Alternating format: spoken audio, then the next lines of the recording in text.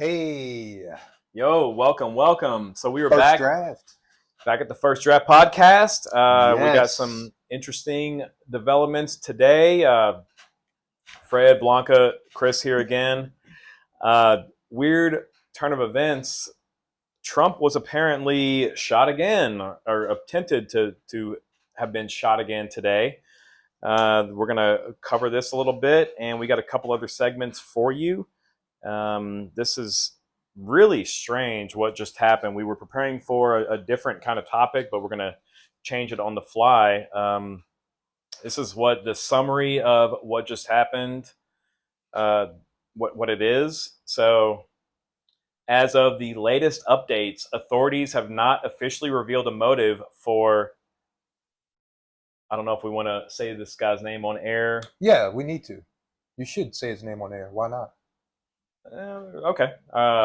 Ryan Wesley Routh's attempted assassination of former President Donald Trump. He was arrested after being spotted near the West Palm Beach golf course with an AK-47 style rifle equipped with a scope and a GoPro camera. Investigators are examining the footage from the GoPro and other evidence, including backpacks found at the scene, to uncover his intentions. He fled the scene but was later apprehended on I-95. His actions are still under investigation, and it remains unclear whether his attempt was ideologically motivated or stemmed from personal reasons. Obviously, this is the second assassination attempt on President Trump in recent months, intensifying concerns about security. Well, he did Very make strange. comments What do you guys on think? a social media account that denounced Trump's treatment of the victims of his first assassination attempt. Okay. So maybe that's part of his He motivation. being the shooter. He being the shooter. Ryan Routh. I don't know. His comments didn't really make much sense to me. I mean, I guess it made sense To him. to him, but not to me. So I don't know if that's going to be pulled in as a discovery of his motive. It could be. He I don't voted know. for Trump, though. He's a former, I think that should be In clarified. 2016, In though. 2016, yeah. Sure. But not in 2020. No. Yeah. I mean, this is actually coming out. All this information about this guy was released an hour ago, maybe an hour and a half ago. So this is kind of still breaking. We don't really know too much more about this.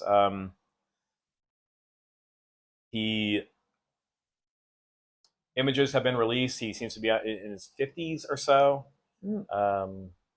Do we know his exact age? Does it say it in I that was summary? thinking that he was in his 20s for some. Oh, probably because No, of the it's- first guy. Well, he's in his 50s, Yeah, 50s. regardless. That's I don't older. have a Yeah, that's Yeah. all we need. perhaps. Where did this happen? What This was city? in the Trump International golf course. So it was at one of a Trump-owned golf course then? I think it was at his own golf Florida? course. Yeah, in Florida. I know that our friend, Wow. not our friend, Charlie Kirk on Twitter, he did mention, this is a significant, I don't know about his reporting or anything like that, but he did mention earlier, I thought it was significant that this golf outing was not on the public schedule. That could be refuted here soon. We don't know. It's still breaking. Once again, we're just covering this just as it is. So I don't know. I guess my only question is, do people think that it's a radical individual that's behind this, or is it something that's group motivated? Which I think both sides probably think about. Like the Republicans probably think that the Democrats are putting people up to do it. The Democrats think it's a conspiracy theory and it's being used as a tool to maybe pump up his vote after the debate. And it's like, it's weird how both sides could see it different ways. And I mean, I don't just know. right off top, I'd say it's just that guy. That's what I believe. Yeah. I think there I should would be agree with you completely. I think there should be an investigation into Right. what medications he was on I think that's relevant to these cases. That seems to be a pattern in a lot of these, and a lot of people who decide to, when these people do this kind of stuff, it's kind of like they forfeit their lives because they know they're going to get caught. Well, I mean, he It's had a high-profile GoPro. He had a stuff, and he has a GoPro. GoPro. So It's he was like, going to film whatever he was going to do. That's direct evidence. So it's what like, medications are you on? First of all, I think that should be questioned. And What's who's your, who's your therapist? do you have a Who's your therapist? mental Who's your medical professional? diagnosis? Do you have Yeah. a mental diagnosis? Like I believe that anyone who attempts something like this is deranged. But if someone has like a history of schizophrenia, a historical, like a diagnosed mental health issue, then they're just certifiable. But really, anyone that does something like this is deranged. I agree. I don't necessarily think that there's always a conspiracy behind the random act of an individual. And maybe it's not random by their definition because they planned it out, but I mean random in regards to the rest of us and how we make everyday decisions as quote normal individuals. Yeah. But the sensationalization of the news and the media also could contribute to a person's mental illness, thought pattern, that especially someone that is already not right, whether they're diagnosed or not. You don't have to be diagnosed. You still could be a schizophrenic, but I don't mean to pick on schizophrenia, but like, that's okay. I don't even like whatever other medical condition. So the sensationalization could already be affecting them. And then at that point, like, we as a society can take a little bit of responsibility for how we're delivering the news, and how we're sensationalizing it, knowing that there are people out there that have really defective or diseased, I don't even know if that sounds right, minds, or are easily influenced by anything and everything. I mean, I'll give an anecdotal side. One thing that I did, I know it affected my mental health because I do suffer from slight bouts of anxiety. I don't watch local news anymore. Like I used to watch local news every day, and for sure it contributed to like being anxious. Like I would look at all these things happening and it kind of distorted the reality of what was going on. Like once I put my feet on the ground, like you can almost world build based upon the news and not actually stepping into reality. And that can be scary, especially if somebody has a more serious mental health diagnosis, like where they're completely detached from reality. Like that's like, so you're already building a falsehood on top of another, or not saying that all news is false, but it sensationalizes certain things, and it's not necessarily every specific component that exists in the real world, Right. But even if the news is delivered in like a very matter of fact way, someone who is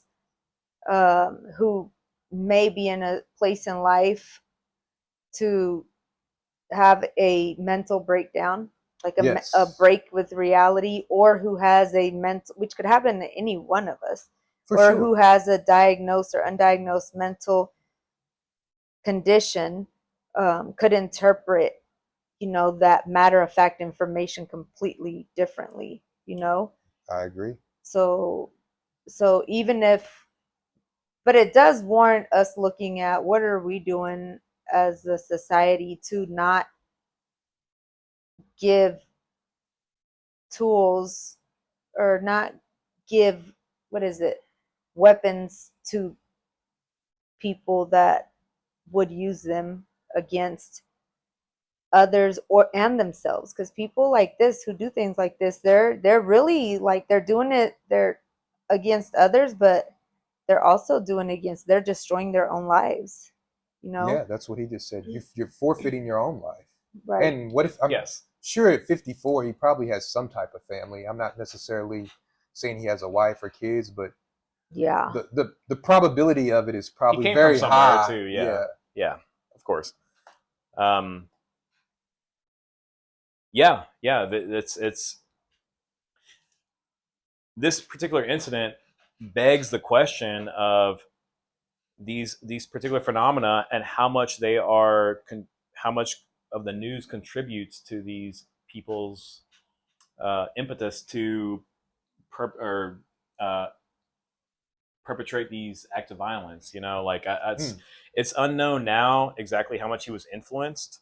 I think a reasonable person though could surmise that, yeah, like someone had to convince this person. Like, there's no way you Well, he just probably convinced himself, right? It wasn't probably I don't know, somebody but beating an ideology in his head, you where know. do people get their information from? Like, just like their epistemology. Where does their epistemology come from? Where does their I get knowledge that. base come from? I Like, get where is that. he drawing his knowledge base from to get him to commit these acts? Or even the previous person, which we still don't really know much about that individual from our episode 1. I think it's a really good question, because these people have, is it just deranged mental illness, or is it orchestrated, or is it directed towards a certain outcome? I don't think Or that. I don't think it I is agree either. with her. I think I don't think it's it is either. yeah. Yeah. I really think that they need to consider wokeism and conspiracy theory. Like, when all you think is in conspiracy theory mode, those two things should be considered for inclusion into the DSM-5 or whatever for mental health, because both of them are mind viruses. They're mind viruses Yeah. that they literally like eat and infiltrate into your thoughts, into your thought pattern. So um conspiracy theories kind of like is over here on the like right, but kind of like the right, like the little crazy right. And wokeism is like Nowadays, on yeah. the crazy kind of like left, like crazy left. So I think both of them are counterparts to each other, depending like with from each side. And I do think that both of them are, well, they're the, what is it, opposite sides of the same coin. I Sure. agree. And they can both, wokeism and conspiracy theoryism can take over your mind and build, like we've talked about before, Of course. such strong fortresses that that whether if something is, whatever the information is, it's going to be changed in the hearer's mind and interpreted as either contributing to their conspiracy, or if it's against it, you're part of the conspiracy. Well, it's like the confirmation bias That's that I it. brought That's it. up. Like you only look for details and consider something that's truth that confirms how you already have decided against an issue, instead of just being objectively factually based, right? Yeah. You're just saying, well, like either side of, like I said when I brought up, like the Democrat, well, I don't want to say that. Some people on the left will probably say that it's a conspiracy theory that he did this because Trump didn't look the best in his last debate, so he wants to get his numbers back up. But then you'll have people on the other side that'll say, well, this is some type of subplot that the Democrats did to try to get rid of Trump, so they don't have to worry about him getting elected. And I think it's what you said, they're two sides of the same coin in a way, but it's weird. Like, to me, none of it's factual. It's a delusion to me. Yeah. And even Sure. if like the person does think something is going on, like from the point of thought to the point of planning something out to the point of actually doing it, is like, those are huge leaps. I agree. And Climbing it's like, ladders. what is going on? Like, Climbing a lot ladders. of these people, like, what is going on? And I haven't looked into a lot of the like school shooters and like things like that, but um I'm not even sure if these people, if it's come out that like any of these people had a diagnosable mental health condition, right? And if not, if most of them did not, then I'm just gonna say that right now I have no idea what it is. But if I had to guess, I would say it's evil taking over their minds, like some type of evil, because their actions, whatever their thoughts are, their actions eventually bring about something evil, or I don't know if that makes sense. It does, yeah, because people's ideologies or their beliefs can drive them to harm. These people are not crazy in the traditional sense. They are convinced to do this stuff through not even rational means. Like, it's not even like people laid out rational arguments for them. We've talked about that a lot in our show here. A lot of these people are convinced more through pathos, so emotion, and that is something that people need to be very careful of, because anything that bypasses the logos, the rational mind, can be weaponized very effectively and very easily. Plato talked about this. I think other philosophers did too, but that is why it's more prevalent in the modern era, that people can be kind of suggestible by. I think it's always been that way. I would disagree with you. I don't think it's more prevalent in the modern It hasn't era. always been that way, because why not? Because back in the day, 100 years ago, even men and women were both, I don't want to say well read, like as Jesus. Don't you feel like this is a more general conversation, but the society, even as it depends how you want to categorize their measure the stats. Do we get smarter or do we get dumber as a generation? Like, I've seen videos, and I think we might have talked about this too. That's such a broad question. It's kind of broad. If you ask your average person if they know a very basic fact, they may not know that, but they know who the Kardashians are. You know what I mean? Like, so I get that. It's like, where does the knowledge actually kind of go to? But I do also feel that knowledge is increasing, like, because we have the accessibility to knowledge on our phones, and it's like we're constantly having conversations and being like, let me look that up real quick. So we can have more based conversations because of the access to knowledge that we have now, right? Because we can confirm what is fact and what is truth based upon having that knowledge in our hand. Now, I don't know if that, or at least we can look up and see what so information we find. I think that's more accurate. Because there's no determination on what is fact and what is true. You have to use first principles, fundamentals, to determine what is fact and what is true. I agree. And because even if you find that the information you're looking for, because you look it up, like, depending on the source of that information, it could be skewed. Well, just like we were having a conversation about Nick Fuentes the other night on the phone, and like you looked up Nick Fuentes. Yeah, but that was the wrong Nick Fuentes. And it was the wrong Nick Fuentes. I was like, he's Colombian. She was like, he's Colombian. I'm like, I don't know about that. And then we had to, because I consider all of us pretty knowledgeable people. We had to kind of deduce that that's not the right one. But somebody okay. that maybe is not as smart, or maybe is not as well read or more investigative, would be like, oh, boo, boo, boo, boo. And then, so, well, you have to make sure you're accessing the right accessible information. I hate to use the doubles, but sometimes it makes my point come across. You got to do them sometimes. It's all right. So, Trump was attempted assassination again. Very weird. Where there's the other case we wanted to explore today was the Colt Gray. Yeah, I think that that's what we'll go into for our next segment. Yeah. So we're good. That's good. And it segues perfectly, because we're going to talk about gun violence and a shooting, and then we're going to talk about another topic. And it's not so much the topic itself of the shooting and us